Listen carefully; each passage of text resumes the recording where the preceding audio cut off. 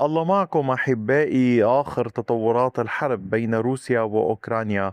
نعود في هذا الفيديو إلى حصاد شهر يوليو حول التقدم الروسي والتقدم الأوكراني. ستشاهدون لونين، الأزرق يعني التقدم الروسي والأصفر يعني التقدم الأوكراني. هذه الألوان تعني أن هناك كان مساحة تغير في خريطة السيطرة في هذا الشهر. ربما تعني تقدم جديد، ربما تعني مناطق قد جرى استعادتها بعد سلسلة من الهجمات في هذا الشهر. وبالتالي أحبائي دعونا نبدأ، ولكن قبل أن أبدأ علي توضيح أمر هام مجددا في كل شهر أكرره وفي كل يوم أكتبه في التعليقات.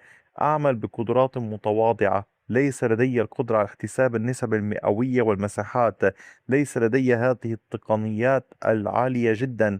لذلك أتمنى تفهم الأمر أن هذه القناة يعني هي لنا جميعا، ولكنني أعمل على تقديم المحتوى لوحدي بشكل مفرد، وبالتالي أحاول قدر الإمكان تقديم ما لدي، أقصى ما لدي بما لدي. نبدأ مباشرة من جبهة زابوروجي. كما تلاحظون في القطاع الغربي باتجاه أوريخيف كانت الوحدات الروسية قد شنت هذه السلسلة من الهجمات على طول المنطقة. هنا استطاعت من خلالها السيطرة على كامل هذه المساحة باللون الأزرق، فيما كان الأوكران قد شنوا سلسلة هجمات في هذا الاتجاه كما لاحظتم وسيطروا على هذه المناطق باللون الأصفر. لاحقا استطاع الروس التقدم والسيطرة على هذه المنطقة، استردادها. وبالتالي كما لاحظتم العمليات كانت واسعة في القطاع الغربي. في القطاع الشرقي كان الأوكران قد شنوا سلسلة من الهجمات أدت إلى مناطق سيطرة كثيرة ومتفرقة، لكن لاحقا تمكنت الوحدات الروسية من شن سلسلة من الهجمات. طبعا كما تلاحظون تحولت بعض هذه المناطق من الأصفر إلى الأزرق، وبقي الأوكران يسيطرون على بعض الاتجاهات باللون الأصفر. في اتجاه دانيبرو إلى الشمال من زابوروجي كان الجيش الروسي قد تمكن من التقدم والتوسع في هذه المنطقة كما لاحظتم في هذه المساحة باللون الأزرق. وهنا كان الأوكران قد شنوا سلسلة من الهجمات في هذا الاتجاه، استطاعوا السيطرة على منطقة واسعة، لكن لاحقا تمكن الروس من استعادة السيطرة على هذه المنطقة فتحولت إلى اللون الأزرق وبقي جزء باللون الرمادي. نفس الأمر حصل في جنوب دونيتسك ودنيبرو. الجيش الأوكراني شن سلسلة واسعة من الهجمات هذا الشهر كما لاحظتم، أحرز تقدما في هذه المناطق باللون الأصفر، ثم لاحقا استعاد الروس بعض المواقع فتحولت إلى اللون الأزرق مع نهاية هذا الشهر. وفي الجبهة هنا بين دنيبرو وبوكروفاسك كما تلاحظون كان التقدم الروسي على كامل هذه النقاط، فيما كان هناك خرق أوكراني باتجاه مورافكا. أما في جبهة شمال بوكروفاسك إلى جنوب دوبروبيليا فكما تلاحظون الجيش الروسي تمكن من توسيع عملياته في كامل هذه المنطقة على طول هذا الاتجاه. تمكن الجيش الروسي من إحراز هذا التقدم، وكما تلاحظون باتت الصورة أوضح نحو مدينة دوبروبيليا حيث يحاول الجيش الروسي الوصول إليها. أما فيما يتعلق باتجاه دوشكيفكا وكوستانتينيفكا فكما علمتم هذا الشهر انتهى بسيطرة الوحدات الروسية على مدينة كوستانتينيفكا والتوسع في محيطها نحو دوشكيفكا، وكذلك الأمر من هذه الجهة، وبالتالي أصبح المشهد كذلك كهذا نحو مدينة دروشكيفكا. وفي اتجاه كراماتورسك وشازيفيار كانت الوحدات الروسية قد أحرزت تقدما في شازيفيار على كامل هذه الجبهة. وعلى طول كراماتورسك كان الجيش الروسي قد تقدم في هذا الاتجاه كما تلاحظون باللون الأزرق. وفي المنطقة هنا أيضا كما تلاحظون نحو سلافيانسك.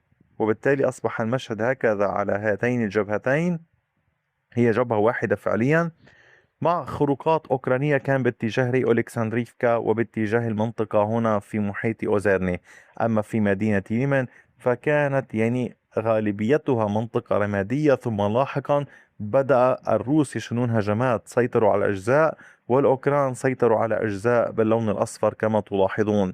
فيما تميزت جبهة شمال دونيتسك بتقدمات أوكرانية في هذه المنطقة، مع تقدمات أدت إلى مناطق بالسيطرة باللون الرمادي، سيطرة كوكاول لمساحة رمادية خرجت عن السيطرة الروسية، ولكن لم يستطع الأوكران نقل السيطرة إليهم في هذه المنطقة. وكانت العمليات في اتجاه خاركيف في هذه المنطقة هنا للوحدات الروسية، مع عمليات باتجاه بوروفا للطرفين كما تلاحظون.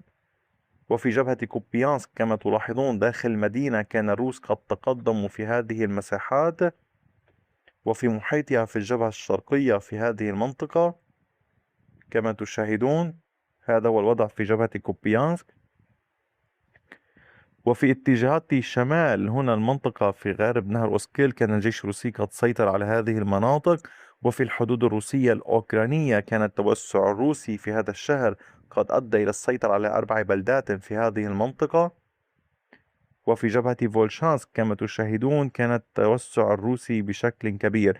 بعض هذه المناطق كانت تحت السيطرة الأوكرانية، تقدم إليها الجيش الروسي، اندفع نحو على كامل هذه المناطق. كان الجيش الروسي قد سيطر، هي مناطق سيطرة جديدة، وفي هذا الاتجاه هي مناطق سيطرة، يعني كان هناك خروقات أوكرانية ثم لاحقا تقدم إليها الجيش الروسي في اتجاه رافسكي وكامل هذا القطاع.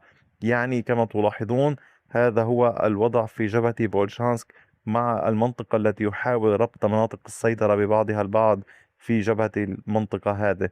أما على صعيد العمليات في اتجاه خاركيف فكان الجيش الروسي قد تقدم في جبهة كوزاتشالوبان، ووصولا إلى سومي كانت الوحدات الروسية قد شنت سلسلة من العمليات على 3 اتجاهات.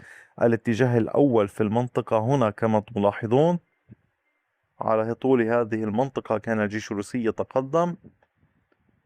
طبعا في الاتجاه الآخر كانت الوحدات الروسية نحو المدينة تقترب وتسيطر على هذه المناطق. جرى السيطرة على بلدتين نوفايتش وواكين راتيفكا. وفي الاتجاه الثالث من جبهة سومي كان الجيش الروسي قد تمكن من التقدم والتوسع في هذه المنطقة وجرى السيطرة على بلدتين في هذا الاتجاه.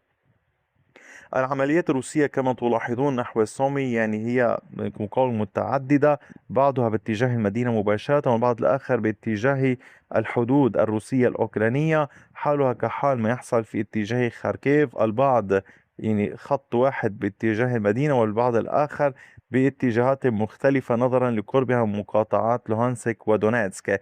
العمليات يعني كما تلاحظون أحبائي كانت نشطة للوحدات الروسية.